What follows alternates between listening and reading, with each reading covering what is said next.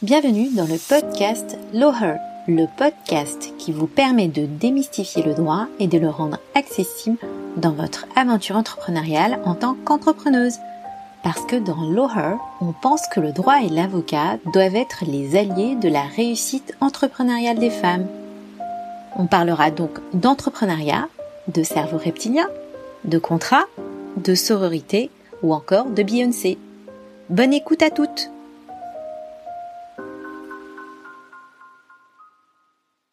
Épisode 5. Avoir une associée pour le meilleur et pour le meilleur.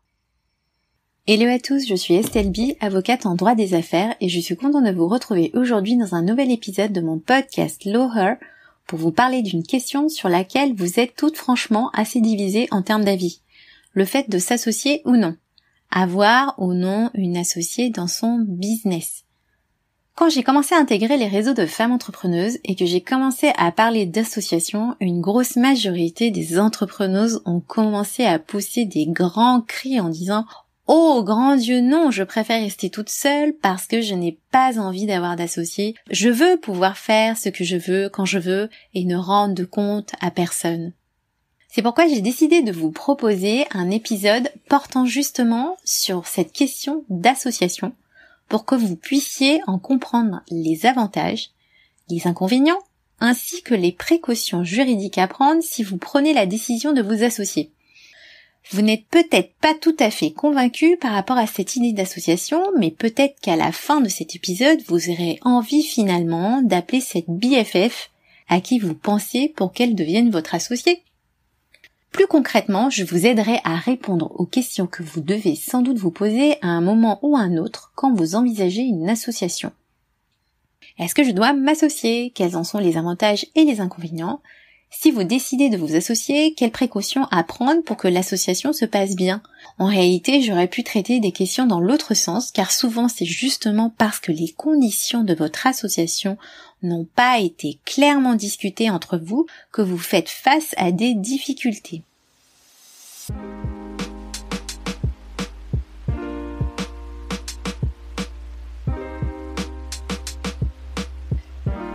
Est-ce qu'en tant qu'entrepreneuse, vous devez vous associer ou non?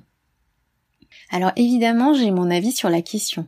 Aujourd'hui, je travaille seule, mais j'aimerais bien avoir une ou un associé dans quelque temps.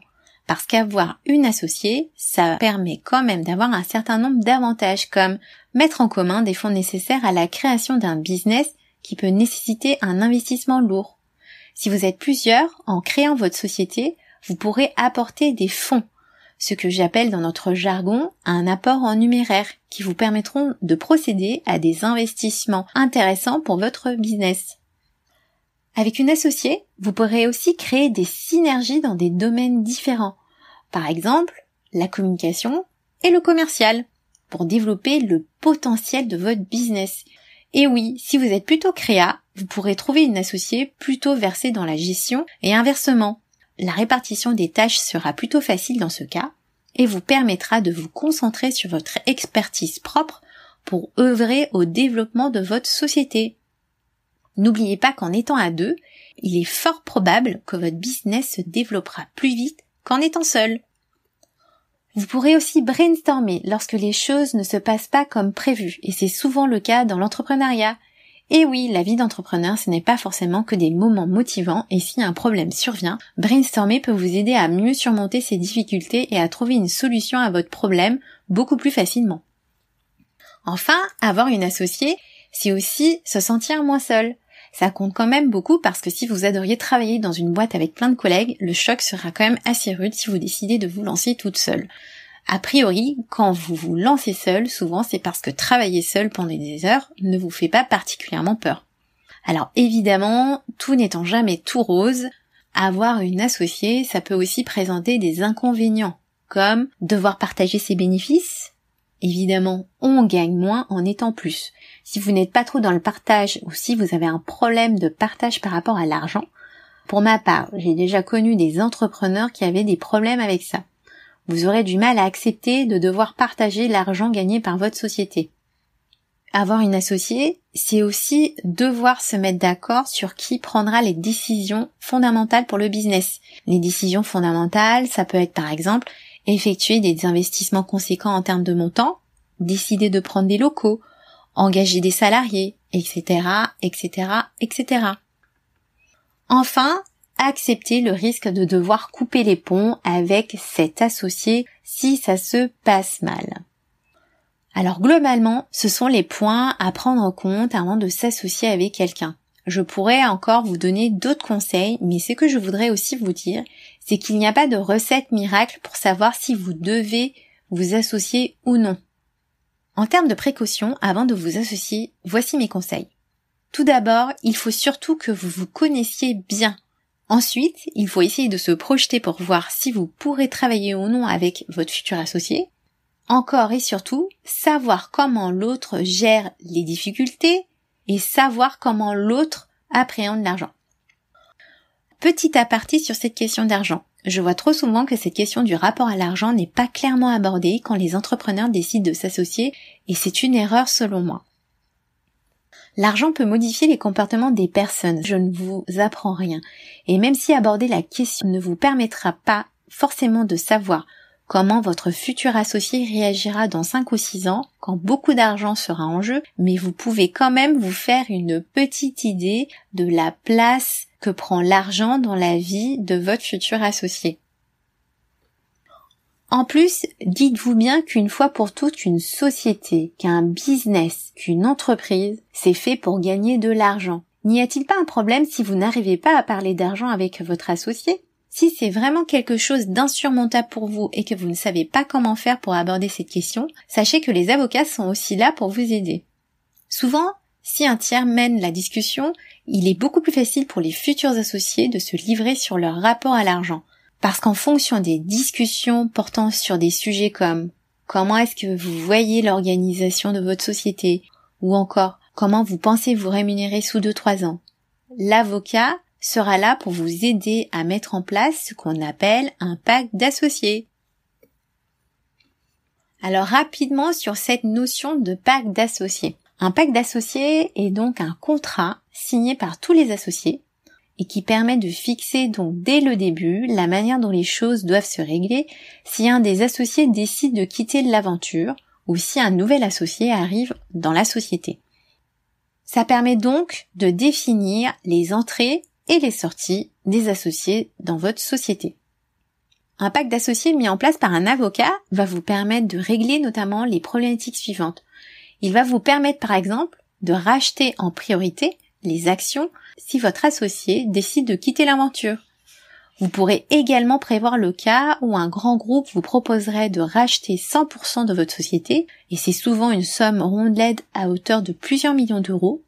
Vous pourrez aussi prévoir qu'en cas de départ de votre associé, qu'elle prenne l'engagement de ne pas monter un business similaire qui pourrait vous faire de la concurrence. Ce ne sont ici que quelques exemples de ce qu'on peut prévoir dans les pactes d'associés. Mais si vous ne deviez retenir qu'une seule chose de cet épisode, c'est qu'en cas d'association, il faut vous rapprocher d'un avocat pour vous aider à mettre en place le cadre de votre projet entrepreneurial. C'est ce cadre entrepreneurial qui va vous permettre de bien vous concentrer sur votre activité de vente. En termes d'efficacité, il ne faut pas que vos décisions quotidiennes soient parasitées par des questions que vous vous posez en termes d'association avec votre associé.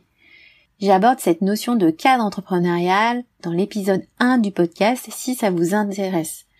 Comme je vous l'ai dit au début de cet épisode, je sais que cette question de vous associer ou non est assez clivante. C'est pourquoi je finirai cet épisode en vous posant la question suivante. Est-ce que quand les entrepreneuses décident de s'associer, elles n'incarneraient pas au fond la forme la plus parfaite d'une sororité pragmatique ? Parce que quand j'observe ce qu'il se passe chez les hommes, ces derniers n'hésitent pas à s'associer. D'ailleurs, j'ai rédigé beaucoup de pactes d'associés pour des hommes, mais très peu pour des femmes. C'est sans doute parce que dès leur enfance, on les encourage dans les sports collectifs. Ils reproduisent de fait un entrepreneuriat basé sur le phénomène du boys club, d'où les startups que vous pouvez voir avec 2 ou 3 associés de sexe masculin et qui posent fièrement sur les réseaux lorsqu'ils réussissent à lever X millions auprès de fonds d'investissement. Parce que je crois fortement dans le fait que les femmes pourront se libérer du patriarcat par la liberté économique. C'est pourquoi, pour moi, la sororité dans le business, c'est essayer de gagner de l'argent ensemble, se soutenir tous les jours sur un même projet, souvent des projets qui font sens et en accord avec vos valeurs. Parce que oui, qu'on le veuille ou non, les femmes se destinent beaucoup plus au care aujourd'hui que les hommes. Parce que comme vous le savez toutes, seules on va vite, ensemble on va plus loin. J'espère que j'aurai su vous apporter des réponses sur les questions que vous vous posiez sur l'association et que j'aurai quand même su ébranler vos croyances en matière d'association. Parce que c'est ce que j'aime faire dans ce podcast. Je vous retrouve donc dans 2 semaines dans un nouvel épisode de Loher. Comme on a parlé d'un genre dans cet épisode, on va continuer sur la même lancée. Je vous parlerai donc de financement de votre projet entrepreneurial. Quels sont les types de financement existants et quels types de financements sont adaptés à mon activité.